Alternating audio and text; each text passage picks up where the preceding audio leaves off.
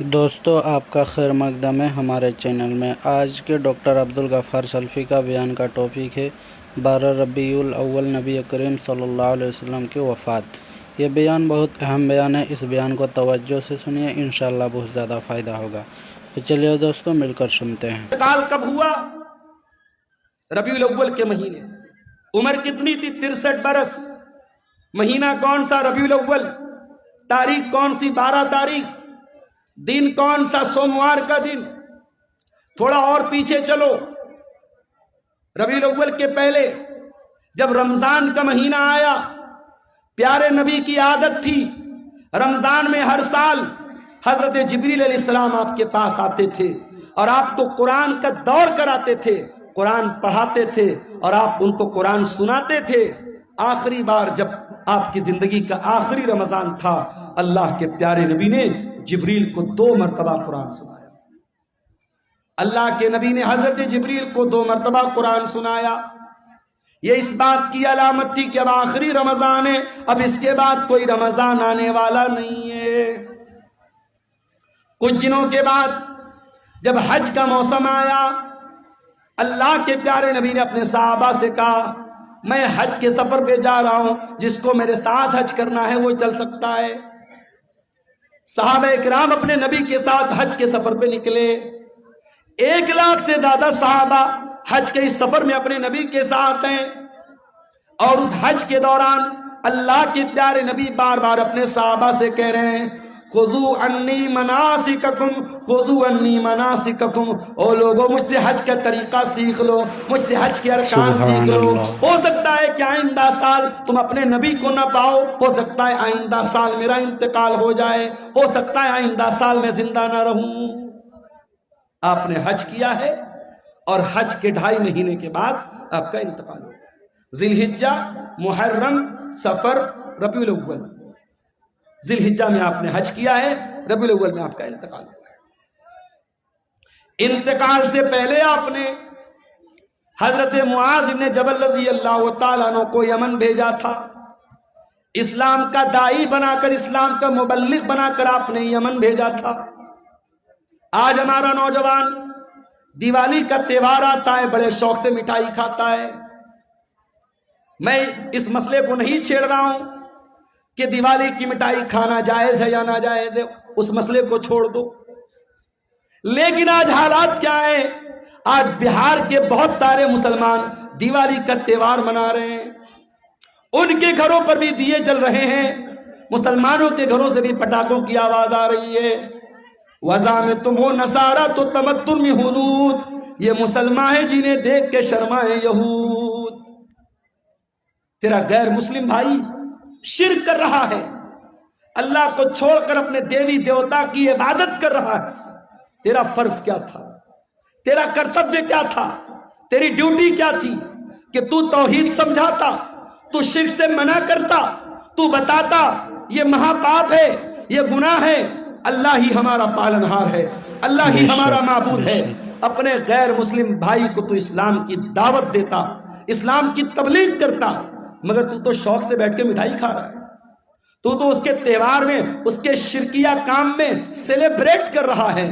شرک کو کبھی سیلیبریٹ نہیں کیا جائے گا میرے بھائی، شرک کو ہمیشہ نگلیکٹ کیا جائے گا، شرک کو ہمیشہ ریجیکٹ کیا جائے گا، شرک کی ہمیشہ تردید کی جائے گی، شرک کو کبھی سیلیبریٹ نہیں کیا جائے گا۔ یہ مسئلہ یاد رکھنا۔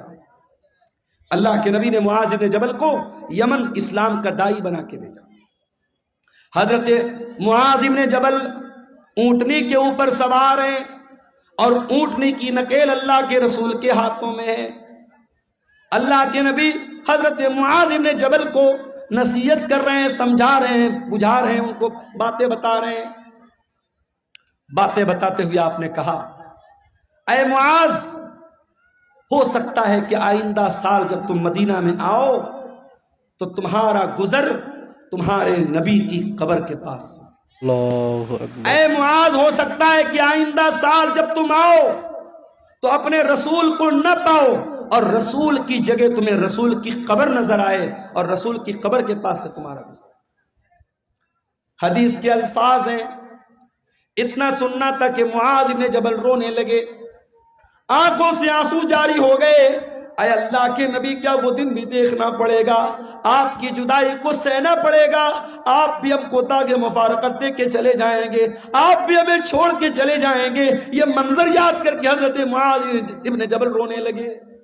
جب وہ رونے لگے تو اللہ کے پیارے نبی نے مدینہ کی طرف اشارہ کیا، مدینہ کی طرف اشارہ کیا اور آپ نے فرمایا اے معاذ ابن جبل ان اول الناس بی المتقون من کانوا وحیث کانوا۔ اے معاذ کان کھول کر کے سن لو، اگر مجھ سے محبت کرتے ہو اور قیامت کے دن میرے ساتھ رہنا چاہتے ہو، متقی بن جانا، پرہیزگار بن جانا، اللہ سے ڈرنے والے بن جانا۔ جو متقی ہوں گے، جو پرہیزگار ہوں گے، وہ ہمیشہ میرے ساتھ رہیں گے۔ یہ بشارت آپ نے سنائی۔ میرے بھائیوں، نبی کو احساس تو ہو گیا تھا کہ آپ کا انتقال ہونے والا ہے۔